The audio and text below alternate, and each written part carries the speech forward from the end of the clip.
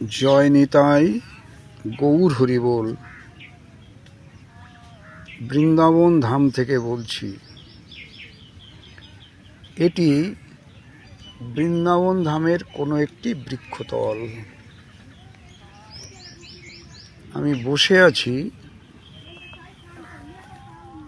শ্রী যমুনা মহারানীর তটে। চারিদিকে বৃক্ষাদির শোভা,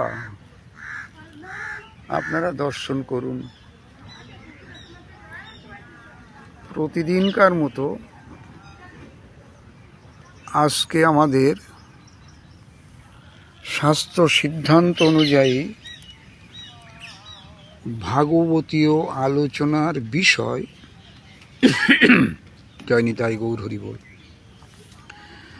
ভক্তি মহারানী কোন হৃদয়ে কখনো আসন গ্রহণ করেন না? আগে প্রশ্নটা ভালো করে বুঝে নিন, আলোচনার বিষয়টা ভালো করে মন দিয়ে বুঝে নিন। ভক্তি মহারানী কোন হৃদয়ে কখনো আসন গ্রহণ করেন না? আর ভক্তি ছাড়া ভগবানকেও পাওয়া যাবে না। আসুন আমরা শাস্ত্র থেকে জেনে নিই কোথায় এটা আমরা পাব। এর জন্য আমরা সাহায্য গ্রহণ করেছি শ্রী শ্রী চৈতন্য চরিতামৃত গ্রন্থ, কৃষ্ণদাস কবিরাজ বিরচিত, তার আদিলীলা ৩য় পরিচ্ছেদ ৪৭ নম্বর পয়ার। আদিলীলা ৩য় পরিচ্ছেদ ৪৭ নম্বর পয়ার। কি বলছেন এখানে কৃষ্ণদাস কবিরাজ মহাশয়?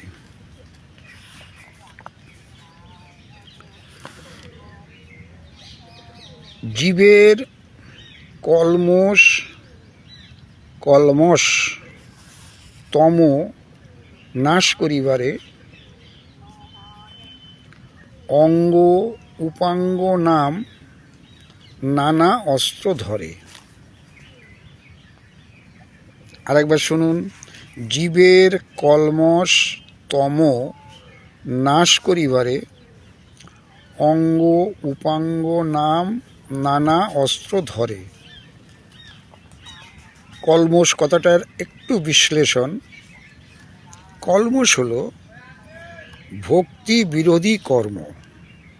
ভক্তি বিরোধী কর্ম, তা ধর্মই হোক আর অধর্মই হোক, যা কিছু ভক্তির প্রতিকূল বা অন্তরায় তাই কলমশ।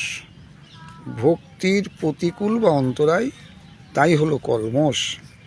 এমনকি বৈদিক অনুষ্ঠান ধর্ম নামে অভিহিত হলেও তা আত্মেন্দ্রিয় প্রীতিমূলক হওয়ায় ভক্তি বিরোধী। বৈদিক অনুষ্ঠান কিন্তু ভক্তি বিরোধী, কারণ সেখানে আত্মেন্দ্রিয় প্রীতিবাঞ্ছা আছে। মুক্তির উদ্দেশ্যে অনুষ্ঠান কর্মও ভক্তি বিরোধী। আপনি মুক্তি লাভ করতে চান, সেই অনুষ্ঠান, সেটাও ভক্তি বিরোধী। দেখুন আমাদের এখানে গোমাতা এসে উপস্থিত হয়েছেন ভাগবত কথা শোনার জন্যে।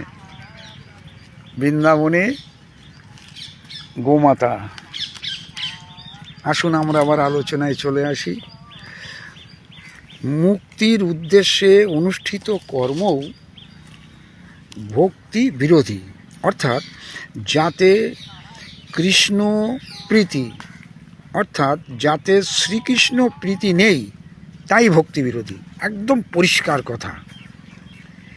যেখানে শ্রীকৃষ্ণের প্রীতি নেই সেটাই ভক্তি বিরোধী। সে হরির নাম হোক, সে ভাগবত পাঠ হোক, সে বৈদিক কোনো অনুষ্ঠানই হোক, যাই হোক, যদি সেখানে শ্রীকৃষ্ণের প্রীতি না জন্মায় তাহলে বুঝতে হবে সেটা ভক্তি বিরোধী।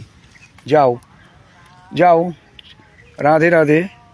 এখানে আশেপাশে গাছপালা, খাবার খাও।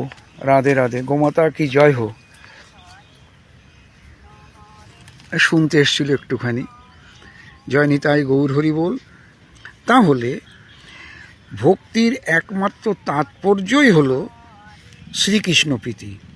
ভুক্তি মুক্তি সিদ্ধি বাসনা হৃদয়ে জাগ্রত থাকলে, ভুক্তি মুক্তি সিদ্ধি বাসনা হৃদয়ে জাগ্রত থাকলে সেখানে ভক্তি মহারানী কখনো আসন গ্রহণ করেন না। একদম পরিষ্কার কথা। যেখানে ভুক্তি মুক্তি সিদ্ধি বাসনা থাকবে সেখানে কোনো দিন কখনো ভক্তি মহারানী আসন গ্রহণ করেন না। এ বিষয়ে ভক্তি রসামৃত সিন্ধু পূর্বার্ধ 2-15 নম্বর শ্লোক। ভুক্তি মুক্তি স্প্রিয়া যাবৎ পিশাচি হৃদি বর্ততে তাবৎ ভক্তি সুখসাত্র কথম উদ্ভূতয় ভবেৎ।